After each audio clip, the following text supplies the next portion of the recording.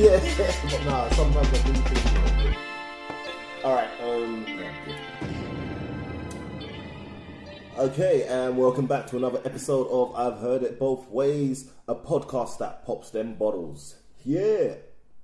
What's it? Yeah. Oh yeah. Right. Round the table, it's me, Zach. And it's how. Oh, sorry. I was going to introduce you, mate. No, it was a really long pause. I'm allowed to breathe. I'm allowed to breathe. Not when you're introducing. True. Okay. Not breathing. It's Zach and Hav in the house today. Oh, I feel it's a bit of an 80s. That sounds a little bit retro. Yeah, a bit 80s, man. How are you? Yeah, you all right? good, Everything mate. good? Normal week.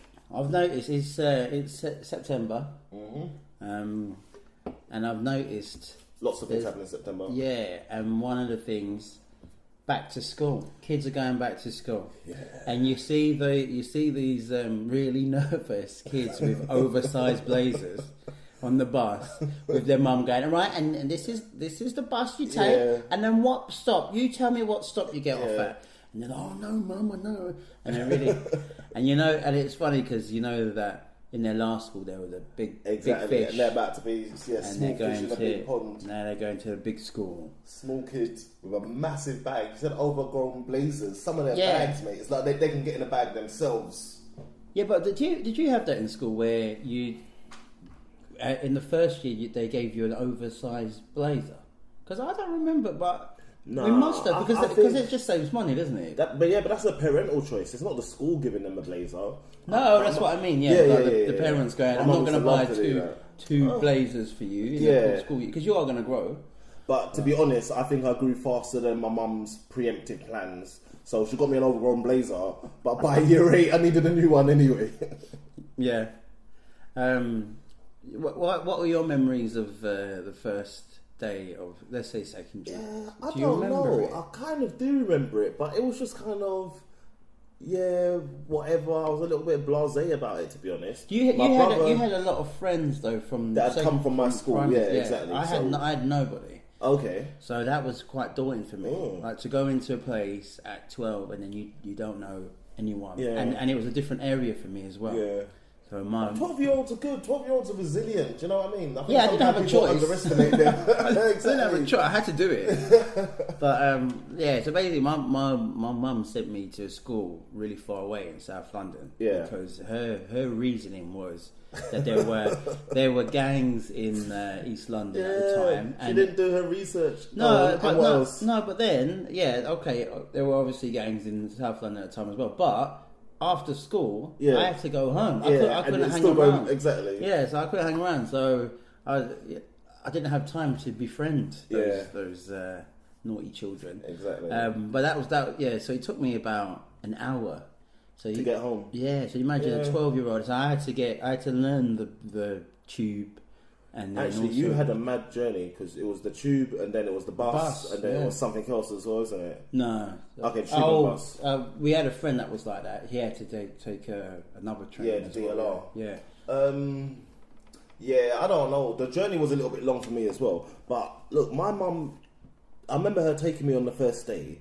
She didn't take me the best route to school. Like on the second day, I figured out, no, I can get home a lot faster than this. What can we just do? I figured it out quickly. But I had about 7 different routes to school. Like sometimes I could just take the train for no reason and get to school. There's a bus outside my house, or I can walk to Waterloo and get the train to Clapham Junction and be at school. But how about like nobody? Because you said a lot of your friends were in Were you friends with them all throughout the next school? Or did you fall out with someone? Not falling out, but just we were in different classes sometimes, and then that kind of builds your friendship groups. And what way are you going home kind of builds your friendship groups as well. That's true. And sometimes I will just like I said, I'm going to take the train home. Sometimes I went home through West London for like no reason. Yeah. I think I even went with you guys. You guys used to go South Ken train station. Yeah. South Kensington. Yeah. And I'll just go that way home. I just kind of found.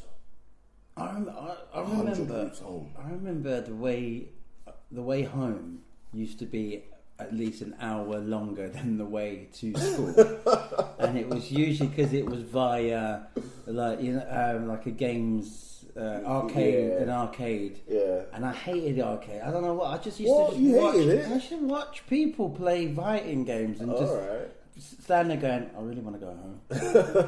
But I won't be cool in that. In that If sense. I'm the one to say, let's go home. Yeah, come on, guys.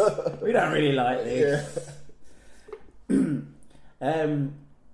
So I was thinking about schools, and I know we've got a few American listeners, and so I was thinking, I don't know if you know yourself the difference between English and American schools. Yeah, there's loads of differences. Go on, which ones do you know?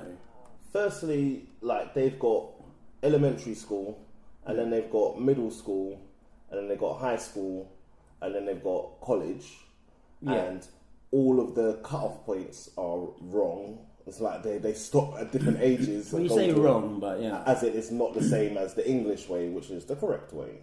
But the first, what's grade 1 for us? Okay, grade 1. I actually don't know. I reckon grade 1 is probably like a year 5. Well, I'll tell you, Zach. Grade 1 is age 6 to 7. So 6 to 7. All right, that's like year 3. Year 2. Say year 2. Yeah. All right. So that's why they're so it's already off by one number. A bit mixed up. Yeah, they're a bit mixed up. These people. Did you know? Did you know? Sorry. Did you know in Finland they start school at 7 years old? Yeah, that they delay the start of school, and apparently it increases. Well, they're basically saying that it's redundant or it's unnecessary for them to be there any earlier than that. Yeah, and they actually have quite a good school system in Finland. Well, Finland, Sweden, them kind of places. Scandinavian countries. Just put them all in the same... They are. They're Scandinavian countries. Finnish aren't Scandinavians. Are they not? No, don't make that mistake, So what makes you Scandinavian? Being Swedish? Sweden's part of it, yeah. But it's just Finland. They don't like to be classed in that. But it's not an opt-in kind of thing. Do you know what I mean? It's like if I talk about West African geographically, it's not right to call them that. All right, just don't do it. No, okay. If it's geographical, that's fine. If they're trying to opt out, it's not opt out. It's not Brexit. It's not exactly. No, it's not opt out, man. All right. But yeah, because they have their maternity leave, isn't it? That for like 7 years or something. 7 years. No, that's why.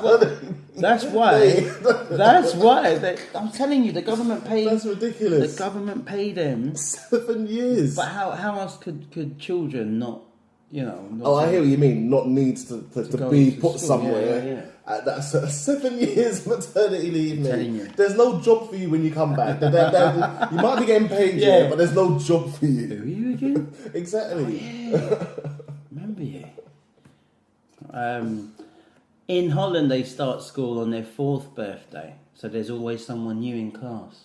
That's nice. Oh, but that's also. I don't know. Yeah, it's nice. If everyone has to do that on that particular birthday, and it's always your birthday when you turn up. Nightmare for the teacher. Imagine. Yeah, exactly. I've got to teach you all over. But then this doesn't make sense. So on the first day of term, it's just the teacher and one kid just looking at each other. If there's one kid just looking at you. No, I'm pretty sure the teacher's teaching maths. But yeah, that guy's going through it so many times, like 30 times. He's going through the introductory. This sounds like Maze Runner or Hunger Games or something like that. That someone new just turns up and it's like, all right, we're going to show you the ropes. This is how it works. Let's hope it's a different finale. Yeah. There's no children are harmed. In Japan, they're in primary school, in elementary school, there are no cleaners or canteen staff because the kids bring in their lunch and also they clean. They clean the school. Yeah. But it's a thing of you need to show pride in belonging to that place, so you look after that place in which you belong. I like that. That's admirable. Yeah, definitely. But I'm not sure we'll get that with our kids. But I admire that most of their curriculum in the first few years is about manners, is about being good people. So etiquette, basically. Yeah, isn't etiquette. It? Yeah, and just doing the right thing. That's pretty good, man. I did some other research on just facts about schools. In a remote area of Colombia, apparently, kids have to travel to school on a zip line. How cool is that? Zip line. I think I've seen something like that before. Pretty cool. As in, there's a massive ravine or forest, Yeah, and it just makes more sense for them to go over the zip line. Imagine. But then, how do they get home? You got to go the long way around. See, it's what you said. The journey home's a lot longer than the journey to school. Well, that's without the arcade. But and in Bangladesh there are no fewer than 100 boat schools. So that's cool. Schools on a boat. Yeah. I feel bad for them kids. Would you like that? No. Each one has internet access and a library, and it's solar powered. Okay, hold on. Is it a whole school on a boat, or is it like each classroom is a boat? It will be a small school, I'm guessing, but that's not basically a classroom, isn't it? Yeah, but still.